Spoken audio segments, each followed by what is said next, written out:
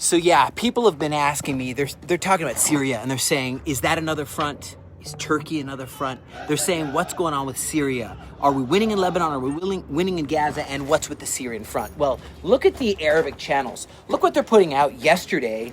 I mean, my goodness. There's chants from the Syrian military.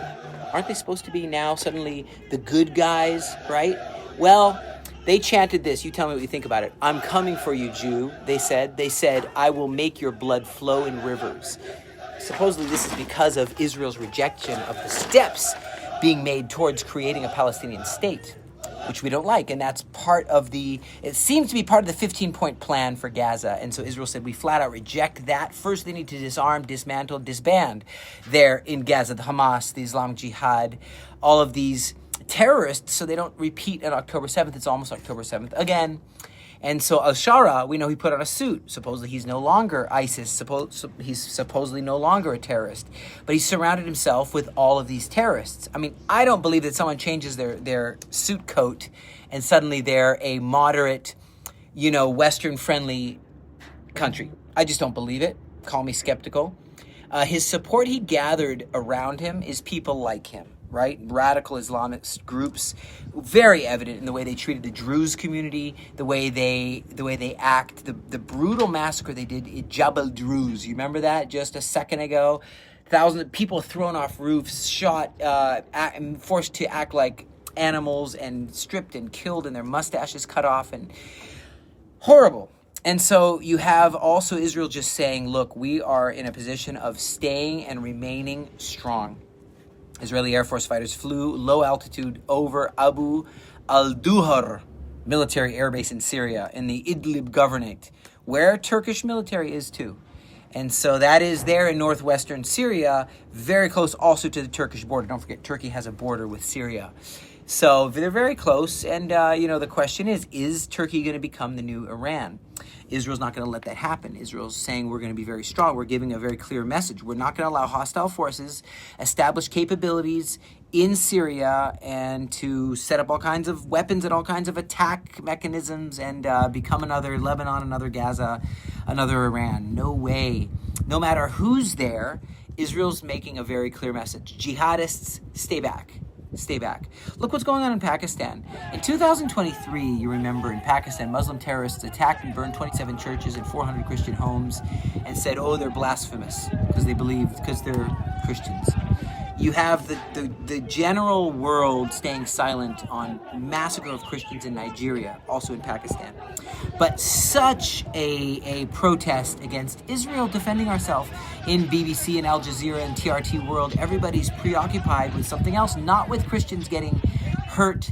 What about the Catholic Church? Do you see them making bold statements saying, down with jihadism, protect our people? Do you see them saying that? No, there's kind of this hypocrisy going on.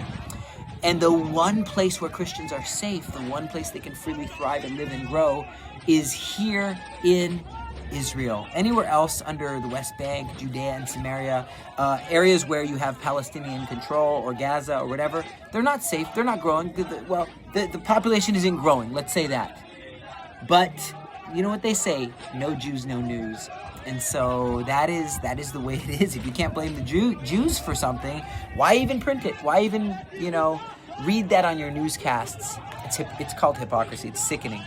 It's anti-Semitism. It's disgusting. I'll say this. In Beit Shemesh, I remember walking through the rubble, seeing the destruction done by Iran, by the wicked IRGC arch-terrorists there. And they hit this synagogue, and there was a family, and so many died. People lost their lives, and it's just horrible to see what has happened. Imagine this is your home. Imagine this is your life. Imagine this is your car parked outside your house. How would you feel? This is merciless violence just because they're Jewish. It's just unbelievable that the prayer book, the Siddur, is burned. This family, their lives are lost, but hope will continue.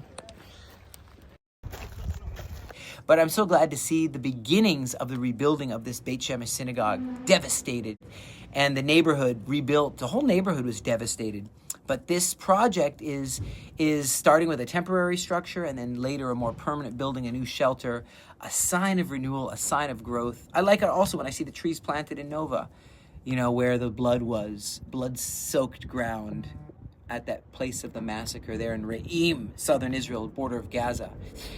Psalms 87, verse 1 and 2 is a great psalm, and it talks about foundations. Foundations. Many people don't know where their foundations are, and so they're not strong. When you go through a struggle, when you go through a hard time, but it's strengthening your foundations, making your foundations strong inside you. When you have deep foundations, you can build a really tall building, a strong building. When your foundations aren't strong, you're not strong. Look at Psalms 87. His foundation, the foundation of God, is in the holy mountains of Israel. The Lord loves the gates of Zion more than all the dwellings of Jacob. He loves the gates of Zion, friends. His foundation is in the holy mountains. Never forget that.